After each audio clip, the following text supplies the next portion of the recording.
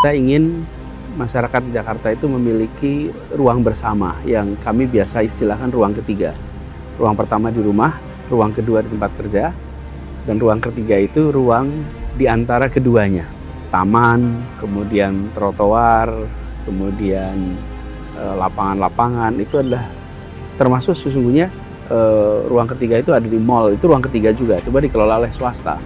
Nah, kita ingin negara atau pemerintah menyiapkan ruang ketiga untuk masyarakat bisa berinteraksi, bisa merasakan kebersamaan, bisa merasakan kesetaraan. Taman di Jakarta dibangun dengan konsep park. Kalau bahasa Inggris ada dua, ada garden, ada park. Kalau garden itu adalah tempat untuk kita menikmati tanaman, menikmati bunga, menikmati intinya menikmati tanaman untuk dipandang. Karena itu serba nggak boleh dipegang, serba nggak boleh diinjak, rumput nggak boleh diinjak, kemudian tanaman-tanaman juga untuk ditonton, karena itu garden. Tapi kalau park itu tempat bermain. Nah, kota-kota itu harus lebih banyak park.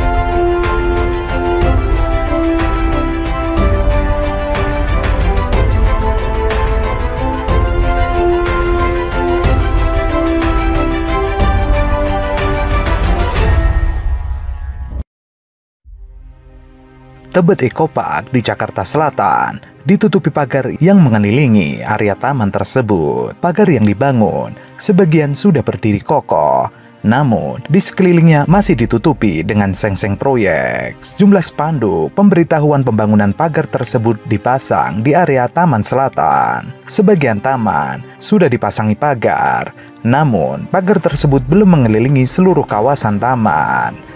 Pagar yang sudah terbangun baru berada di area Taman Selatan. Sejumlah petugas dinas perhubungan terlihat berada di depan pintu masuk utama taman tersebut.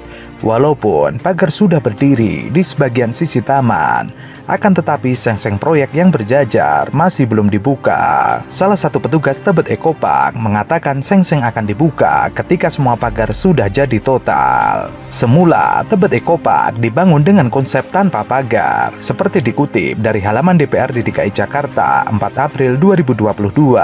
Kepala Dinas Pertamanan dan Hutan Kota DKI Jakarta, Susi Marsitawati menjelaskan, untuk Tebet Eco Park memang sengaja tidak diberikan pagar, dengan harapan warga Jakarta bisa mengawasi taman selama 24 jam dan merasakan memilikinya. Sangat sih, jarang ada taman yang size segini karena di Jakarta, dan waktu kita jujur sekeluarga udah lumayan lama nih ngecekin Tebet Eco Park tuh kapan bakal buka, dan waktu hari ini buka ya udah langsung aja gitu. Berarti setelah menunggu dan akhirnya dibuka, gimana? Puas dengan taman di sini, fasilitasnya mungkin? So far puas banget karena kayak tadi saya bilang, ini exceed expectation sih. Dengan taman yang size segini bisa dipakai oleh sekian banyak orang, ya puas banget. Nah, kalau ngajak keluarga nih, ngajak adik juga, berarti sangat mendukung sekali ya di sini ya? Betul, sangat mendukung fasilitasnya, kemudian rindang seperti itu, pohon-pohonnya kan ya. Ini saya pertama kali ya ke sini ya. Mungkin bisa jadi alternatif sih buat liburan kalau nggak mudik ya. Cuman kayaknya ramai banget sih, jadi banyak yang kepikiran sama kayak saya gitu ya. Baru pertama kali benar. Memang karena kan tempat ini baru banget diresmiin ya, jadi kita penasaran sih sebenarnya ke sini dan jadi salah satu tempat wisata juga sih buat kita, selain ke Ancol atau misalnya ke Ragunan gitu ya, yang dimana-mana mereka harus online kan sekarang di tiketnya, sekarang bisa langsung ke sini tanpa harus riset dulu, kita bisa langsung datang. Tebet Eco Park diresmikan Gubernur DKI Jakarta Anies Baswedan pada 23 April 2022 lalu. Taman ini merupakan revitalisasi dari Taman Tebet. Nama Eco Park dihadirkan untuk memunculkan keindahan alami melalui pemulihan ekosistem dan ruang terbuka hijau dan biru dengan fasilitas taman yang bisa mengakomodasi aktivitas warga. Tebet Eco Park lebih dari sekedar membangun tempat interaksi. Menyaksikan keindahan petanaman, tapi tempat di mana kita bagian dari alam. Dalam bahasa Indonesia, taman itu satu kata. Dalam bahasa Inggris ada dua. Satu namanya garden, satu namanya park. Garden di mana kita menonton tanaman menonton pertumbuhan. Tetapi park, tempat di mana kita bermain, sepanjang taman ini tidak ada tulisan dilarang menginjak rumput.